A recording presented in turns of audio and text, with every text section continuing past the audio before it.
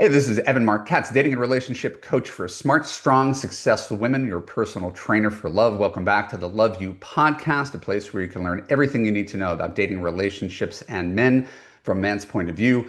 I am thrilled about today's conversation. Before we get to today's conversation, I want to thank you for all of your support, for all of your subscriptions and comments. We're, again, over 500 positive reviews. The podcast is growing now that we passed our 400th episode. So please, if you haven't already, subscribe on Apple, subscribe on Spotify, whatever platform, and leave a positive comment. I will be reading it.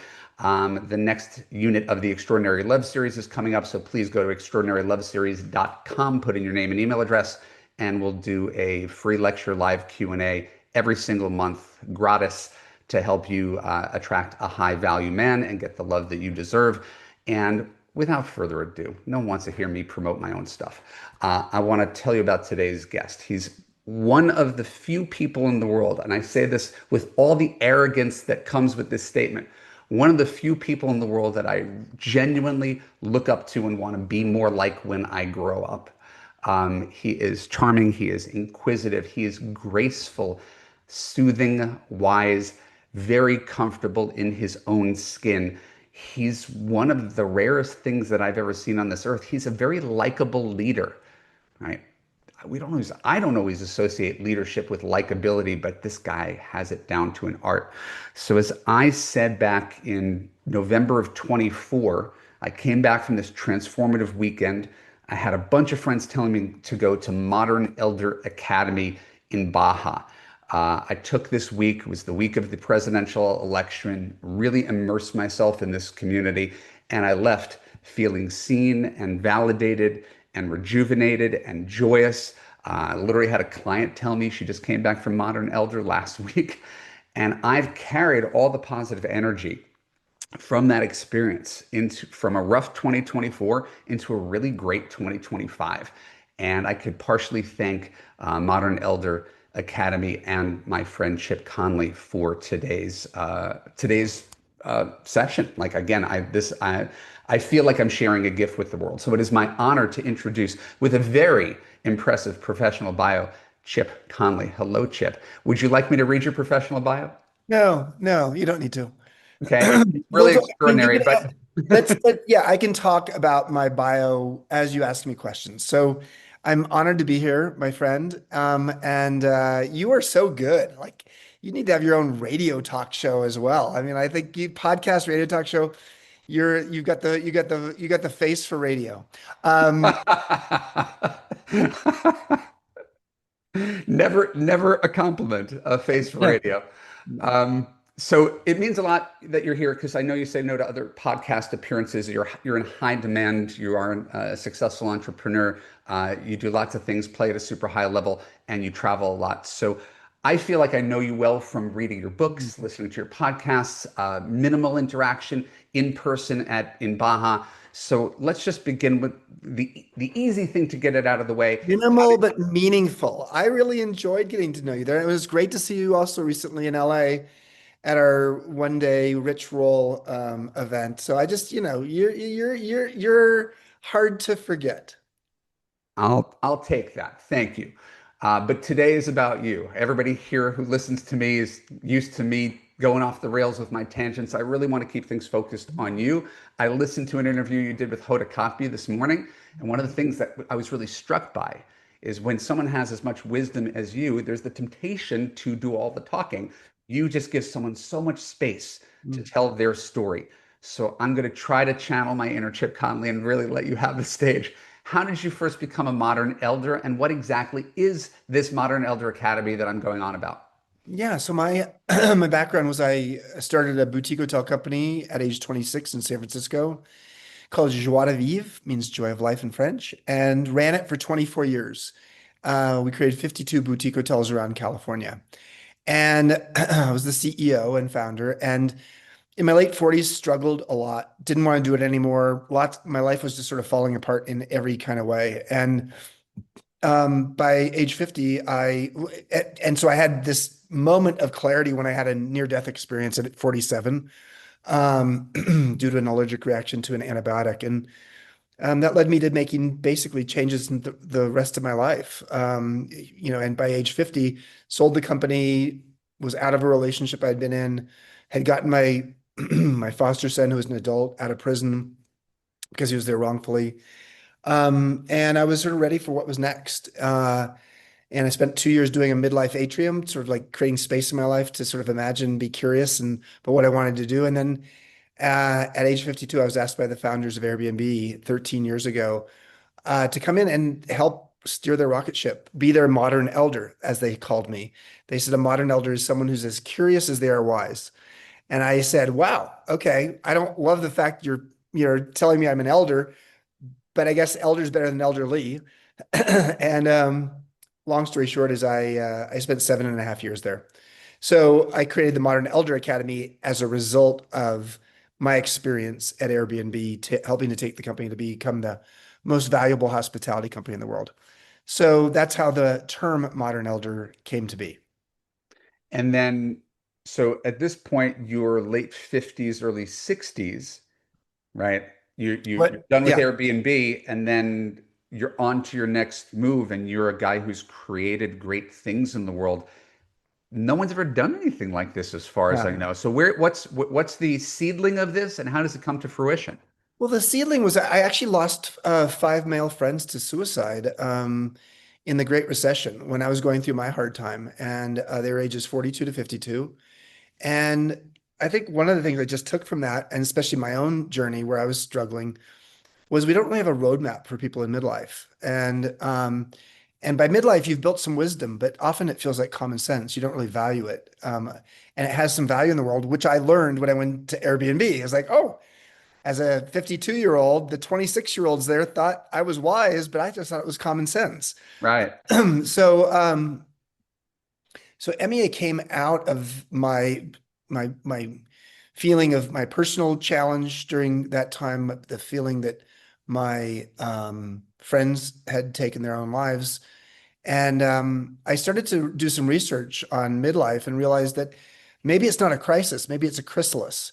And the chrysalis is this life stage of the caterpillar to butterfly journey. It's the metamorphosis stage. It's not easy. It's liquefying. The caterpillar is dark, gooey, and solitary when this is going on, much as people feel that way in midlife. But on the other side of that is this, robust, beautiful butterfly. And so, I mean, I'm not saying that life is all about butterflies, but I am saying that I really wanted to create a program and a curriculum that help people to understand midlife as a life stage because it's a relatively new life stage.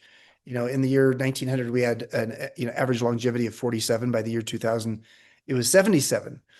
So long story short is we added a lot of life stage and add a lot of years, and therefore midlife became a life stage that people just haven't understood. So I'm a midlife activist who's helping people to understand what midlife is all about. I think it's so needed, right? It's like anything in business. There's a void in the marketplace, and you filled it. Um, And I think it's probably more needed than ever, given the wave of what's going on in the world, right? Yeah, The AI and the death of creative jobs and white collar professions are being sort of decimated, or at least things that were really thriving in the 90s and early 2000s. Do yeah. you see a correlation? Because most of my clients are midlife. I never recruited midlife, but I started this when I was 31. I'm 52 right now. My Mhm. clients have largely aged with me. Yeah, Do you see a greater demand due to the circumstances of the world right now? yeah. I mean, AI. You could make an argument that a human wisdom is the balance for AI. They are both going to be part of our future, but human wisdom becomes more important as the AI becomes more predominant. And the reason for that is because AI is all about knowledge. It's about going out and accumulating the knowledge of the world and synthesizing it for you.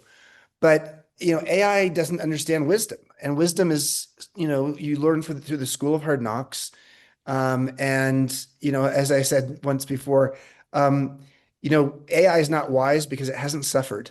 That's You that's know, our painful life lessons are the raw material for our future wisdom. but we don't have programs that help people to understand how do you metabolize this life experience and then share it with others. And so I think that that's a reason. I also think the more complicated the world, and we live in a very complicated time, the more wisdom is important.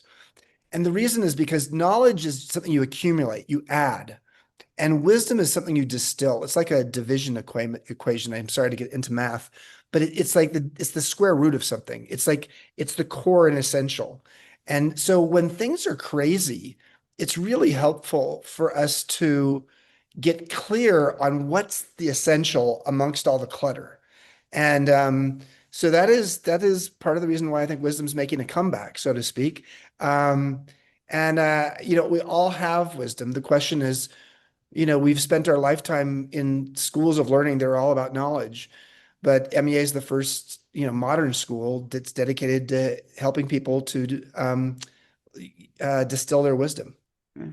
I'm still holding on to this. Oh, you got your workbook. I keep it on my desk, and this is a piece of your curriculum. And what I love about it, as a guy who considers himself a teacher, I try to teach best practices for dating and relationships. This is essentially best practices from people who've been through this before, because for anybody experiencing it, it's new to them, Of right? course. Hitting this phase of life and the shit hitting the fan, it's new to them. So you've pretty much outlined, here's here's what you could come to expect. Mhm. Is that Yeah. accurate? Yeah, it is because again, we don't really have a roadmap for this life stage. And if you ask your parents about midlife, I mean, many of our parents, if they worked, were retiring by 60, 62, maybe if they're in certain industries, 55.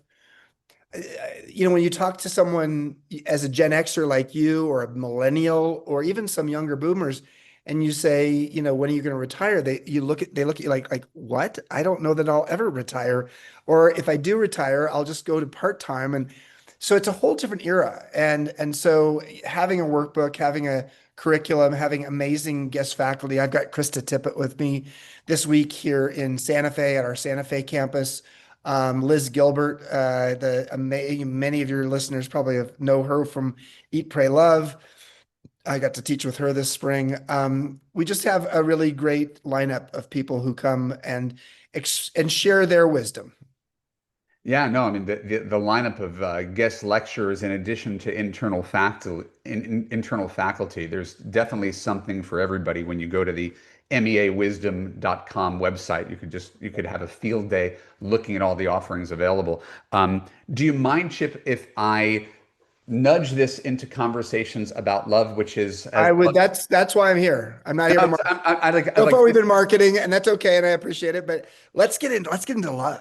All right, so I put a lot of thought into these questions. I hope they work. So MEA, you do something that I think is really useful. You break midlife down into component parts. There's the ending, there's what we call the messy middle, there's new beginnings, right? These are phases of transition. Are these transitions universal? Do you think they map neatly onto romantic relationships as well?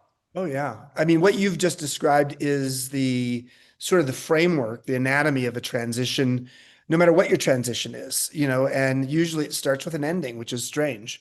And when it comes to a relationship, there could be component parts to a relationship. So you could be in a challenging place within a romantic or friendship relationship or familial relationship, and what could this three-stage transition could describe the state of the relationship. It's not necessarily the ending of your relationship with your mother, but it's the ending of us talking about that topic. And then both parties, you and your mom, are pissed off about something and you're in the messy middle. And then you hopefully find your way to a beginning and a new approach. When it comes to a marriage or a dating, yes, it also could be the ending of something. The messy middle could be being single again for the first time in a while, and learning what it means to be single, and the dating world of Match.com and OkCupid, and then the beginning is when you actually are open to trying something new. And for someone who's newly single, for example, boy, do you have to have a sense of humor to be able to get out of that messy middle and into that new beginning.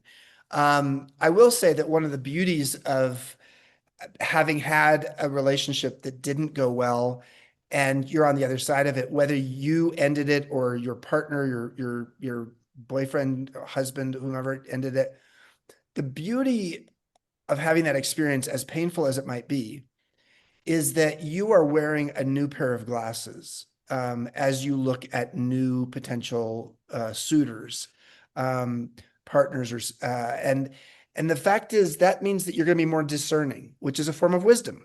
So, one of the things we grow as we get older, if we're getting it right, is we learn from our life experiences, and that means our ability to evaluate a potential person to date or to get into a relationship with is probably better at 50 than it was at 30.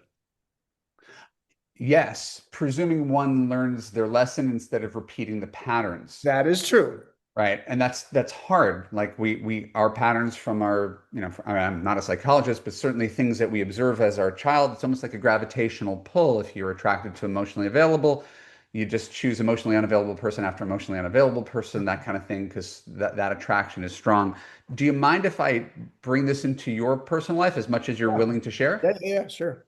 Okay, because I think as this fountain of wisdom, you've got this midlife wisdom that you teach to other people. How does this play into your work? What is your relationship history? I know I've read up. You've got a partner named Oren with whom you had a long-term relationship. You drifted apart. You came back together. Is that something we're allowed to talk about here? Yeah, of course. So yeah, the starting point is that after having dated women in high school and in college, at age 22, I came out as a gay man, and that was hard. I won't go into much detail about it, but it was really hard. My dad's a Marine captain, and I'm the only son in the family. I'm the oldest. I have the same name as my dad, Stephen Townsend Conley Jr., which is why I'm Chip off the old block. So in many ways, it was a big departure. Orrin and I got together when I was 28. He was 25. We stayed together for 11 years. Split. We both ended up in other relationships. He ended up back in Israel, which is where he's originally from. And for the next 16 years, we were either in other relationships with other people or single on our own. And then we came back together. And here's the number one thing I learned in coming back together. And maybe the most important thing I will say, you'll say a lot more important things around relationships and love and dating than I will because you're more of an expert at it. But I learned this, and that is I was thinking of dating as like an Excel spreadsheet, and I was looking for the ideal partner.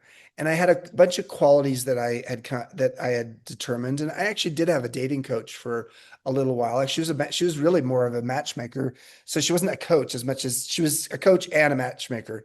She was better as a coach than a matchmaker. Let's just start with that. But one of the things I learned was that by actually trying to look for the ideal partner, I was setting myself up for some level of stress because I don't know that I'm the ideal partner. And so if I'm with someone who's the ideal partner and I'm not the ideal partner, how's that going to feel? But more importantly, what I really got to was realizing that what was more important to me was the ideal conditions of my life. So I moved and shifted from the ideal partner to the ideal conditions. And in making a list of the ideal conditions I was looking for in my life, um, it became very clear that Oren, who was still a very close friend of mine in my life, but he was living more of his time in Israel, that there's nobody better than Oren. And he didn't fit the ideal partner, but he fit the ideal conditions of that we could co-create together, which for me meant everything from creating a home together. He's remarkable at that. I am great with art. He's amazing with interior design and architecture. We both love animals. I have two biological sons with a lesbian couple, and he loves kids. We both love traveling to the same places. But also he allows me to be very independent. So, with starting MEA, it takes a lot of my time. And so he's cool with that. And that's important. And I think more than anything, the way we've curated our life and the fact that we live part-time in Mexico and I go over to Israel some because he's there part-time and then I'm in Santa Fe and he's literally arriving tomorrow here in Santa Fe. It's a very interesting life because it's not boring, because we are sort of constantly in motion. But what's beautiful is at the core of it, it allows us both to have the ideal life that we're looking for together, as opposed to I want to have my ideal partner. And I met a guy who at Burning Man who was a friend of mine who became a friend, and he's Spanish and he lived in China and he lived in Shanghai because he was a famous artist and designer. And I liked him a lot. Let's just be honest. Ideal partner wise, he was pretty high on the level there, and yet he didn't want to leave Shanghai. I was like, okay, I'm not a big fan of China. I've been there a few times, and so that didn't work. I had another partner when Oren and I were split. Um, for off and on for 3 or 4 years, who is from India. So yeah, I have weird like Chip. Why is it that they're in all over the world? I like in the United Nations. Um, but I, but in terms of him, I won't say his name. He's younger than me and sort of a famous Bollywood actor and not out as a gay man and bisexual and dates women still and wants to get married. So, I mean, as an ideal partner, when it came to the emotional side, the spiritual side, the intellectual side, the cultural, relational side, sexual side, it was all really good. But wait a minute, Chip. There's a basic question you need to start with. Is he truly available? And as he said to me once, Chip, I am your soulmate. There's no doubt about that. But I may not be your soulmate in this lifetime the way you want me to be.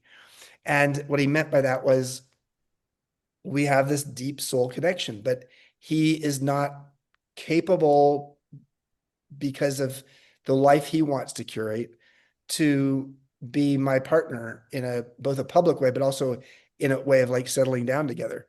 And so those are really important things. And for those women who are seeking men and then finding them unavailable, this guy, unnamed guy from India, was just unavailable at the end of the day.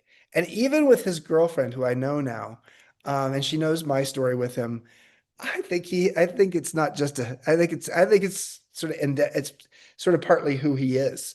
And I think he has a really hard time getting committed. And that's fine. I've moved on. And knowing that what's more important is the ideal conditions means that he doesn't fit. He doesn't fit the life that I'm hoping to co-create with someone, and I had to get over that. I I I love that story, and I find it to listen to someone wise very validating to understand that fit and timing, that is compatibility. It's not just how attracted you are or how much you have in common.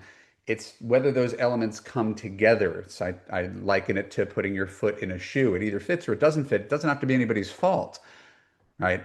Yeah. And Oren is what fits, and these other people are perfect examples of what doesn't, despite all external appearances. So I gotta ask, are you sort of a son, right? Because this is what I see with people with big careers.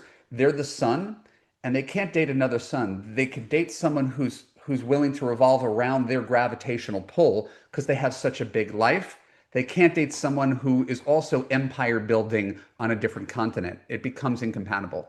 I think it's hard to generalize on something like that because I do know people who have beautiful relationships and both of them have their own sun life, but what they have to do is when they're together have an identity, shift their identities a little bit. Neither one of them can be in control, and that's a hard one for them. And the couple I'm thinking of right now, it's worked over 40 years for them. And they've been together a long time and they've both been very high profile that whole time. But what they have gotten to get to, they had to get to is realizing that in their own sphere of influence, they are the sun. When they're together, they're a little supernova. But what they really need from each other when they're together is not two suns trying to like duke it out for who's leading the dance. Hmm. Quite frankly, what they both need, and they both intuit about each other, is how much they need the sort of serenity, tranquility time. And they love that together.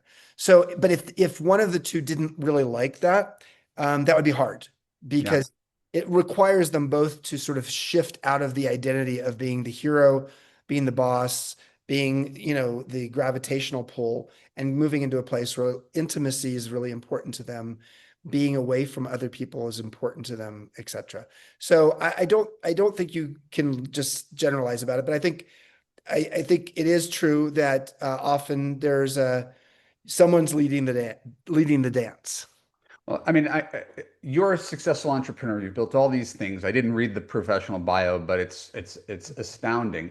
So, were you at any point in time a guy who put career first and personal second? And is that the demands? Is that just what one has to do to be successful? Is put the career first and the personal second? I would say that I've always done that. So I don't, even with Oren now, I would say, I, the career first is just, it's a little bit how I'm built. It's a little bit where I get my deep sense of calling, but it doesn't mean that there's times in my life when I'm on vacation with Oren, I'm there. I'm not doing Zooms. I'm not, and we go sometimes on 3-week vacations. So I mean, I know how to put it aside when I do. But in terms of how I see myself, I want to see myself as a good partner, good spouse, good father. But the things that really stir me up are often when I'm out there rebelliously creating something new that hasn't been created before. And um, so some of the legacy feels like it would come from that. But legacy itself can be very ego invested invested. And I am more like focused on like, how am I having an impact? The ripples of impact is more important to me than the return on investment, two Sure. different forms of ROI. Now, again, you've done an amazing blend of these two things, creating something, luxury monetizable retreats that also happens to do an amazing job of improving people's lives, creating connection, having downstream ripple effects. I mean, I think again, it's why I look up to you so much is that you've been able to do two things that don't always go well together. It's just to blend something that is important and deep and meaningful with again, you are running a successful business. So I have this question here, and as I'm about to ask the question, I'm wondering if it's a silly question, because you ended up with the same guy that you were with 30 years ago. Yeah. My question was, how did your taste in partners change between when you were 30 and when you're 60?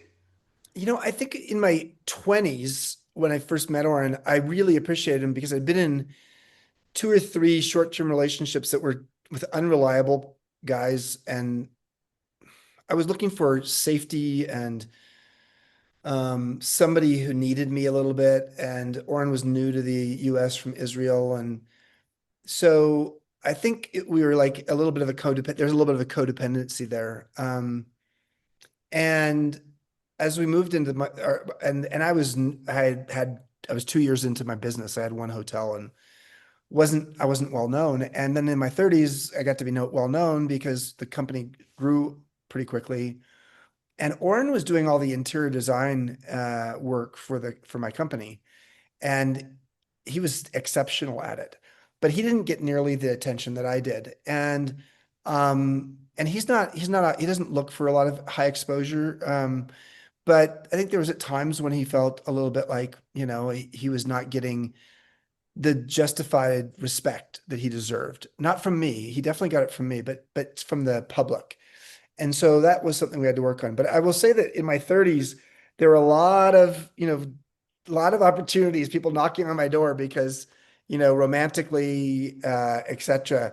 that made it hard for us. We had a monogamous relationship until we didn't. And then, we chose not to. And then that sort of like was the start of, everything falling apart, to be honest with you. But I think back then I was probably more interested in someone's looks and their intelligence, and I wanted to be with a partner who was impressive as my partner. And Oren was impressive in more subtle kind of ways.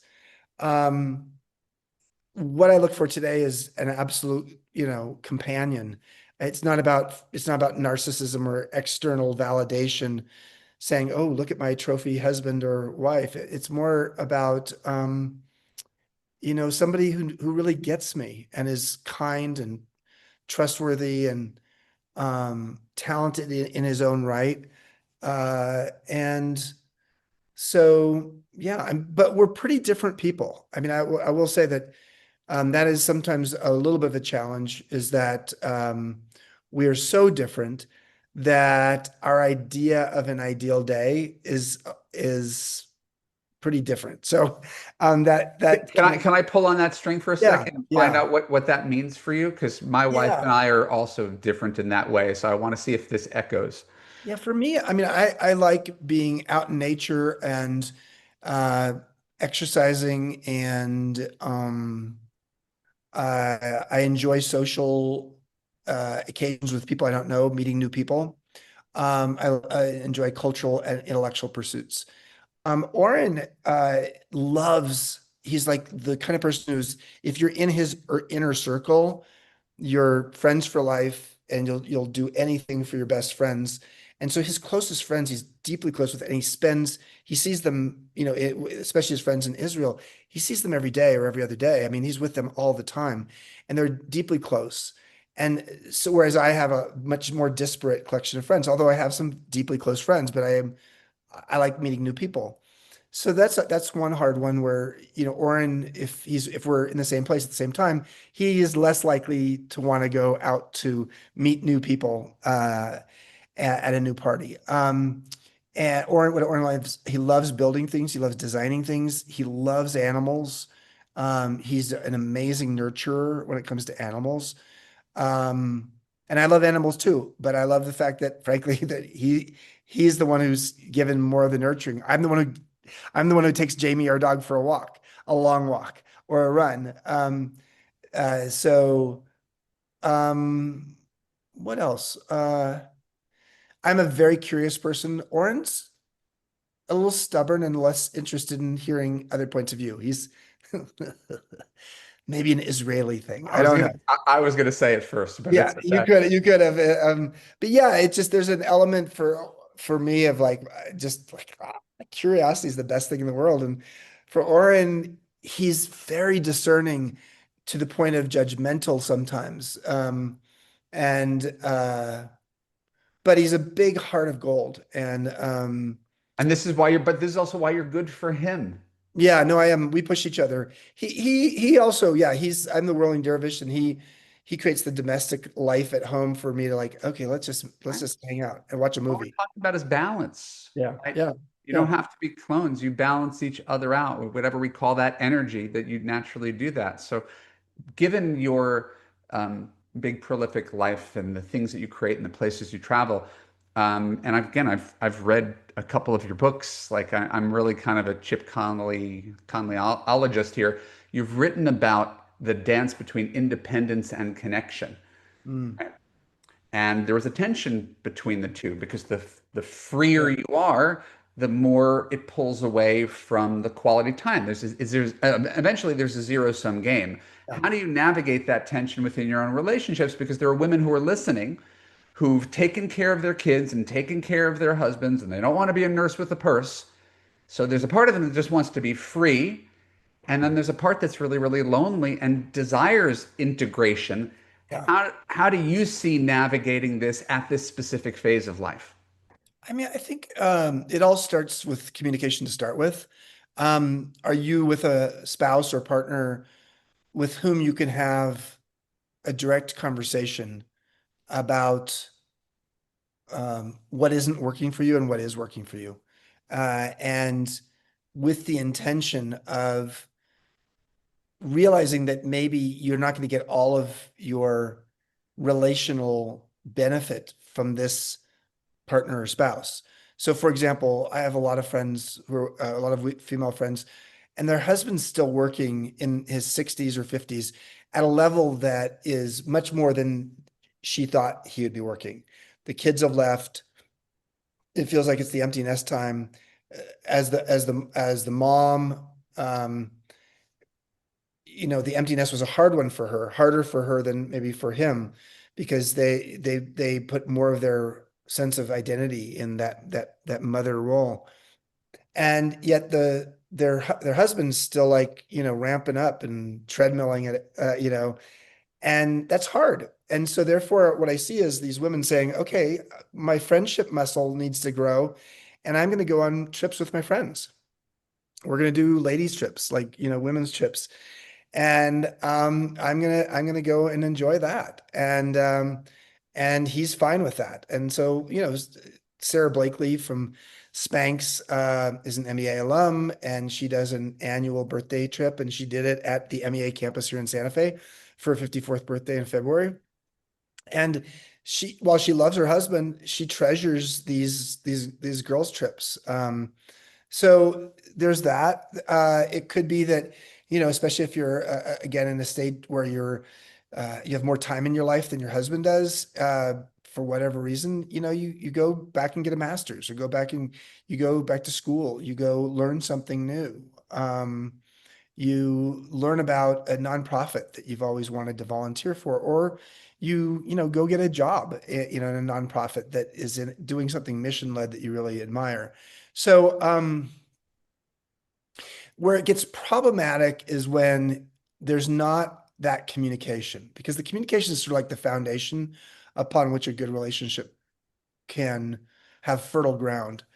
And so the risk is that you have a husband who has gotten more and more narrow over the course of his life, whether it's narrow thinking or just narrow one-dimensional life, and he's not breaking out of that.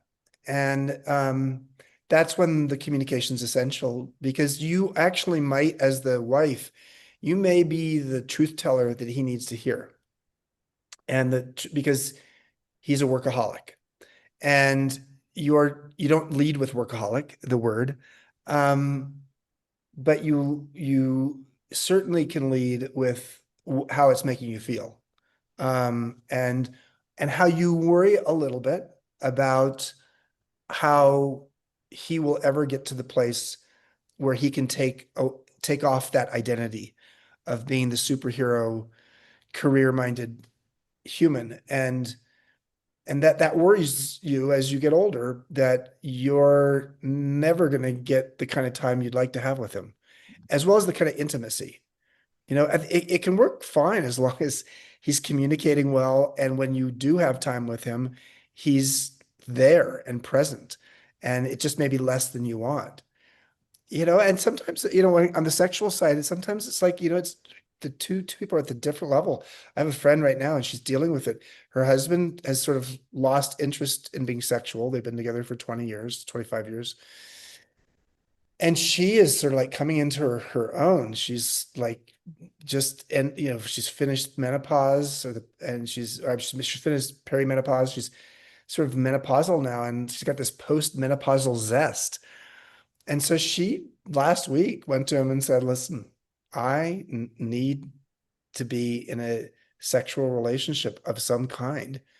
Um, let's talk about this, because it feels as if you've given up on that. Have you? Or is this temporary? And, they had the conversation, and he was sort of, he didn't know. And so they're going to go to counseling because of that. But her point of view is like, I need this. This is a stage in my life where I want to, I was the good girl. You're the only man I've ever slept with. I sort of want to sleep with another man. And like, how do we do that? And it's not a particular man. It's just, no, I just want to be able to have some more life experience in this area. And yeah, it's sort of, it's changing roles on some level. But yeah, so. That was a lot. So, thank you. I'm glad I gave you space to explore that. Most of the people who are listening right now are not married people Mhm. who are trying to navigate changes in their relationship. Yeah. They're single women who are saying, "How do I find a man?" And if they're listening to me, that I don't have to change. Because I know he's not my project. I can't make him be any certain way. Right. So these are women who we could say are career oriented, independent, sexual, like all the things that you're describing. And whatever they've done in the past hasn't worked. The men they've chosen that they thought looked good on paper, in reality, turned out to either not be good husbands, not be capable of it. The relationship drifts apart because they serve their certain roles. And now they're in very messy middle and they're just kind of starting over, Yeah. Yeah. right? No. And they don't even know what's right. They know they want someone and they look around and they don't see anything they like. Mhm. Yeah. I mean, I think um, if it's happiness when you go out and pursue it, even though it's in the Declaration of Independence, when you pursue happiness, it often um, is impossible to make it tangible. It sort of slips through your fingers. It's how does happiness ensue as opposed to be pursued? And so, ensuing when it comes to relationships, if someone's really needy to be in a relationship, it comes across. So let's start with that. Um, so does that mean you play hard to get? No, it just means you're not playing the game. It means you may have an impatience involved in this because women have a biological time clock that men don't have. And I really respect that. At the same time, I think women freeze their eggs. There's all kinds of things that people sometimes do. It's sometimes expensively. Um, but the key is to find the habitats in which you flourish. Joining a running club, being part of a political activism in your community around a topic that's really important to you. Reconnecting with your alumni association for high school or college and being a part of that. Um, uh, Joining a film club that talks about films. I mean, there are a lot of different interest groups out there. You can find them all on Facebook. You can find them all different places. My point of view is the happier you make yourself by doing things that you love doing, preferably as much as possible in environments that are social so that serendipity can tap you on the shoulder, the better. Because if I'm doing something that I love and I get in a state of flow on it and I love it, I want to meet a future partner when I'm in that state because they're seeing me at my best. Right. And quite frankly, quite obviously, if I like cycling and I'm part of a cycling club and I'm at my best and I feel like you know, I'm beaming during those times and I meet another cyclist who is similarly in that weird flow state. Well, guess what? We have a common interest that helps to create the reason for the relationship to either become a friendship or to become something more. So there's another reason why going out and finding these pursuits, going to a writer's workshop. I have a friend who went to a writer's workshop recently, a woman, and she met a man there who is recently divorced. He was not quite ready to start dating because I think it was like 3 months afterwards, but they've become friends, and I can already see that there's a relationship that's going to bud out of that. So, yeah. So most of the people listening, we share a demographic, right? Most of the people listening are going to be 45 to 65. Mhm. Um, and using your terminology, let me tap into your wisdom. What guidance would you give to this cohort of women who have been burned by love? Again, the only reason they end up coming to me is because everything that happened in the past, every boyfriend, every husband, everything did not work. What would you tell them from your store of wisdom about helping them open their hearts to the possibility of new love, right? When all evidence suggests I should just shut it down and be alone for the rest of my life. Well, we do have to manage expectations. The odds are harder for women as they get older than for men. Men die younger, men date younger, and so 70% of the people in the United States who are single over 50 are women. So I say that not to say I, like, I looked it up this morning. It's 64. Just so you know, I was oh, okay, super 64. prepared. Thank you, But thank you. we don't need to scare people any worse. No, but it's a, it's a high percentage. Funny enough, 64% of the people who come to MEA are women.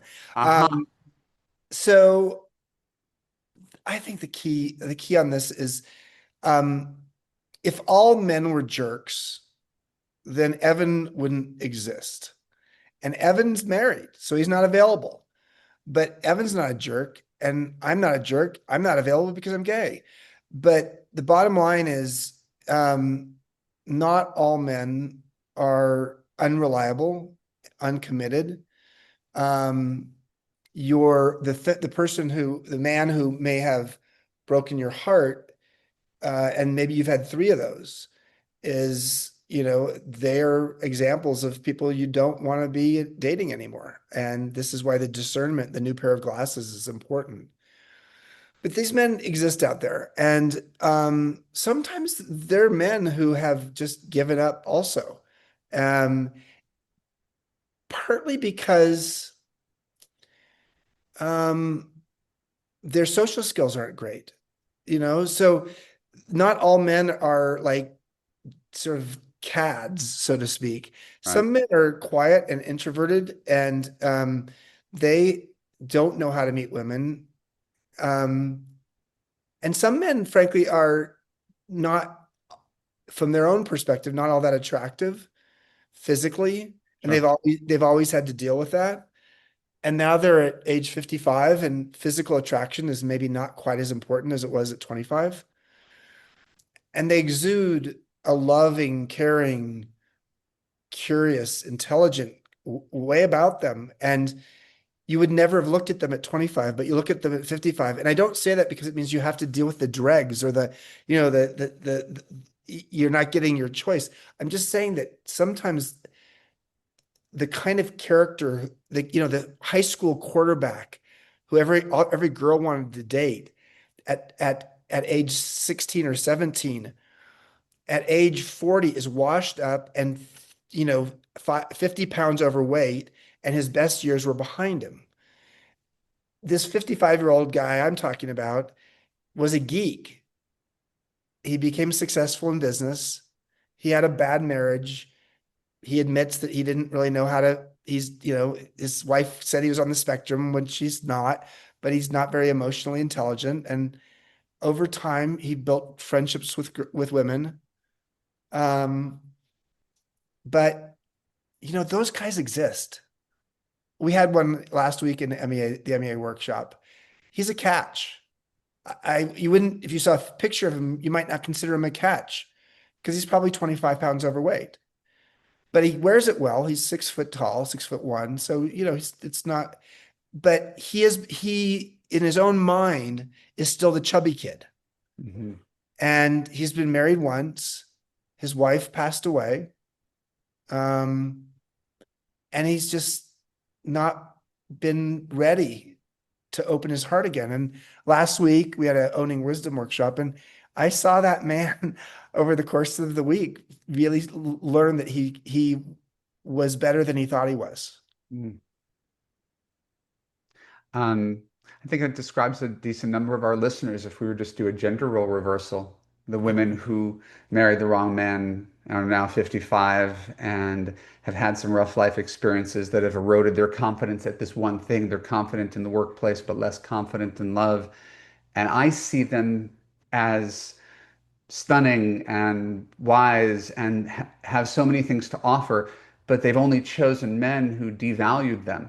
Yeah. So it feels like there's this whole gap between men and women who are almost mirror images of each other, who don't know that they exist and don't have much opportunity in real life. When I went to your LA event, it was a few weeks ago now. Uh, I don't know if it was you said it or a CEO of your company put a graphic on the board. And I've been like waiting to share this with people because I thought it was so profound and simple. If you're 54, right, and you live until you're 90, 50% of your adult life is ahead of you, right? There's 36 years from 18 to 54, 36 years from 54 to 90. That's a really, really long stretch to do something super meaningful in life. In your opinion, what does that mean for single people who want to find partners? It just means that you can be patient. It's not like you if you're 54 and thinking about this, you may not be dealing. Probably not dealing with the kids question anymore. In terms of you want to have kids, you want to have a baby. So you have time, you have patience. To imagine that at 54 that you have as much life ahead of you, adult life, as you have behind you. You can think back to age 18, like, and what you didn't know and all the things that you learned along the way is like, oh my God, I have another full life ahead of me. I have a second adulthood ahead of me. So I think to me, it means patience. It means don't give up because quite frankly, you have a lot of life still ahead of you. Mhm. It means my favorite question to ask at MEA is 10 years from now, what will you regret if you don't learn it or do it now? Go Mm. out and take your excitement and curiosity about something and invest in that. And quite frankly, the world needs more people who are turned on by their life. And I got to tell you, if you can turn on your own life, you're going to meet that man who can turn your life on as well. I I think that's so important. And the thing that I got the most from my interactions with you and MEA was the value of taking action. I Mhm. think when you're in a time of stress, you go inward, you're in your head, you got that monkey mind, you got the anxiety, you do the meditation and the breathing exercises. And at the end of the day, I had a therapist when I was coming to you. He's like, Evan, I got one piece of advice for you, take pickleball lessons. Like just get the F out of the house and do something for you. Yeah. Like, just do. Act, act, act. Stop thinking, start doing. And so you're a man of action. That's why you built something so important. I would encourage anybody who's listening to take action by following up with you. You have a bunch of new projects promoting best practices for midlife transitions, not just Modern Elder Academy, the place where I met you with the live retreats, but you've got a new book called The Midlife Manifesto, new podcast, Midlife Chrysalis. Can you tell the people who stuck around this far what they should be doing next? Yeah, well, first of all, the fact you're hanging out with Evan's a good sign. Yeah, if you want to understand more about MEA, and I have a daily blog also on the MEA website called Wisdom Well. So if any of this is interesting to you, you could go to Wisdom Well. You could also uh, go to Wisdom Well and then do a search for love or relationships, and I'll tell you more about what I say there. My podcast is goes deep for an hour with people like Hoda and Maria Shriver and Sarah Blakely and Krista Tippett just yesterday. So that's fun. And then just check out our workshops and our online courses as well, because I think that a lot of people have found them to be very helpful in midlife, including around relationships. Um, I'm going to drop all of Chip's information into the show notes at Chip Conley on Instagram and Facebook, at the Midlife Chrysalis podcast. Give you his LinkedIn as well if you want to connect with him there. Chip Conley, thank you so much for joining me on my humble little podcast and saying yes when you had every reason to say no. It means the world to me. Well, I think the world of you. So I'm glad we were able to connect. Thank you so much. My name is Evan Marcas. This is the Love You podcast. Make sure if you enjoyed today's episode that you share it with a friend, that you comment, that you subscribe, that you like, that you do something. Take action, like I said. And if you are listening and you want to go deep and you want to get a transformative result in your life, not just listening, but doing, go to evanmarcatz.com/now, book a time to talk with me, and I'll guide you through a process that's going to lead you to lasting love. Thank you so much for listening. I'll talk to you next week. Bye bye.